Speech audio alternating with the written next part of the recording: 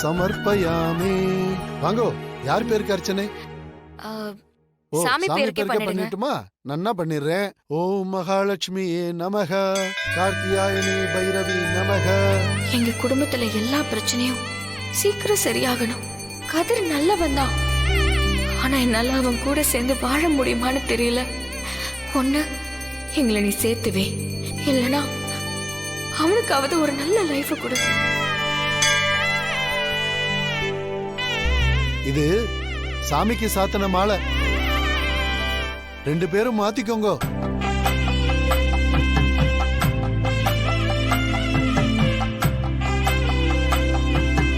இந்தாங்க மாலையை வாங்கிக்கோங்க.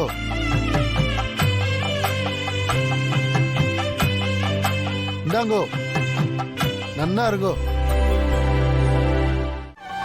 என்னாச்சு? எதுக்கு இங்க நிறுத்த சொன்ன? நீ முன்னாடி வீட்டுக்கு போ, நான் அப்புறம் வரேன். ஏன்?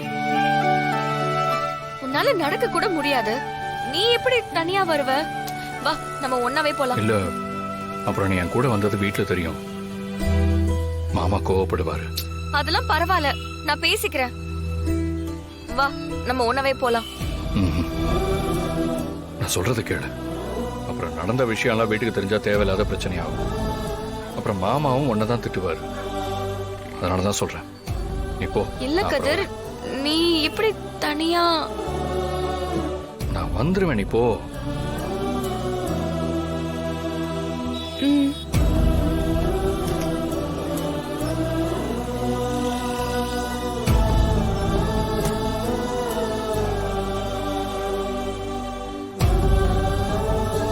போ, நான் வரேன்.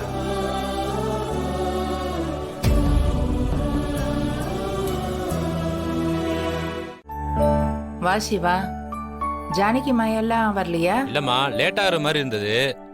அதான் அண்ணி என்ன முதல்ல போக சொல்லிட்டாங்க. அவங்க இன்னும் கொஞ்ச நேரத்துல வந்துருவாங்கம்மா. சரி சரி. தனா இங்க வா. பாட்டி. தனா, கோயிலுக்கு போயிட்டு வந்துட்டியா? ஆம், போயிட்டு வந்துட்டேன் பாட்டி. ம், சரி. சிவா, அண்ணா, இன்னைக்கு லோடெல்லாம் போயிடுச்சுல? அண்ணா லோடெல்லாம் அனுப்பியாச்சுண்ணே. அந்த பணமும் நமக்கு வந்துருச்சுண்ணே. சரிங்கண்ணா. மச்சான், மாமா ஃப்ரீயா இருந்தா வர்றீங்களா? நாம கொஞ்சம் கடை வரைக்கும் போயிட்டு வந்துடலாம். சீனு வேற இல்லையா?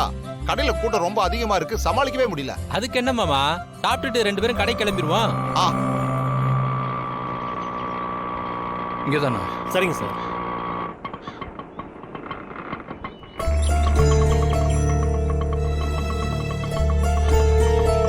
யாரோ வந்திருக்காங்க போட்டிருக்கே.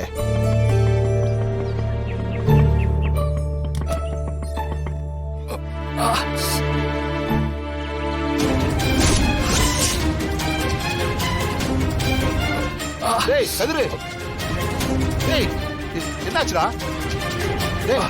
டேய் கதிரு, என்னடா என்னடா ஆச்சு? ஒண்ணு இல்ல. பாத்து மெதுவா மெதுவா.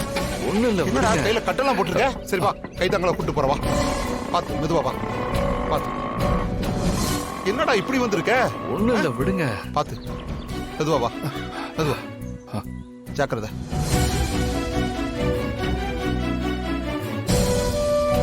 பாத்துடா, மெதுவா. டேய், என்னடா கதிரு, கையில கட்டு போட்டிருக்க? என்னாச்சு? பாரு, பைக்ல இருந்து விழுந்துட்டேன் மாமா. ஐயோ, என்னடா நீ பார்த்து வண்டி ஓட்டுறது இல்லையா? இவனை பார்த்தா வண்டியில இருந்து கீழே விழுந்த மாதிரி தெரியலையே. எங்கேயோ போயிட்டு யார்கிட்டயோ பிரச்சனை பண்ணிட்டு நல்லா அடி வாங்கிட்டு வந்த மாதிரி எல்லாம் இருக்கு. ஏய், என்னடி பேசிட்டு இருக்க? அவனே கையில அடிபட்டு வந்திருக்கான். ஏங்க, வண்டியில இருந்து கீழே விழுந்தா இப்படியே அடிபடும்.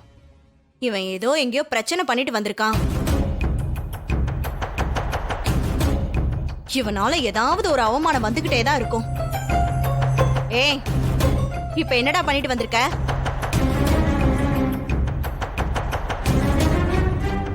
ஏய், பைத்தியம் மாதிரி பேசிட்டு இருக்காத. அவன் தான் சொல்றான்ல வண்டியில இருந்து விழுந்துட்டான்னு. கொஞ்சம் சும்மா இருக்கியா நீ?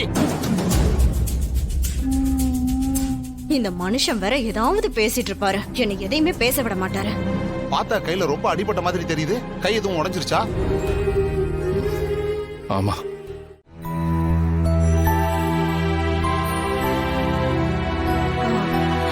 அண்ணே அண்ணே உங்களுக்கு குடிக்க காஃபி ஏதாவது எடுத்துட்டு வரட்டுமா?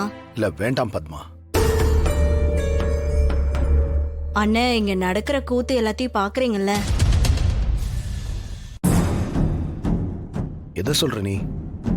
அதானே அந்த கதிரு கையில கட்டு போட்டுட்டு வந்து நிக்கிறானே. அதுக்கு என்ன?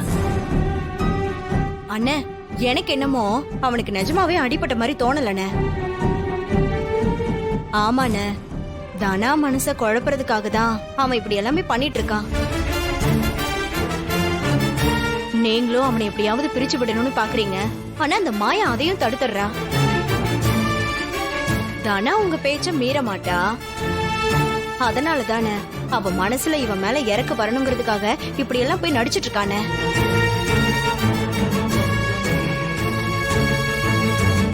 இந்த மாதிரி ஏதாவது ஒண்ணு பண்ணி தனாவோட மனச மாத்தி இங்கே இருந்துடலான்னு பாக்குறான். அவனுக்கு அடியெல்லாம் ஒண்ணும் பட்டிருக்காது. அவன் சும்மா கட்டு போட்டிருக்கான். பார்த்தாலே தெரியல நல்லா ஏமாத்துறான்னு. பாத்துக்கோங்க.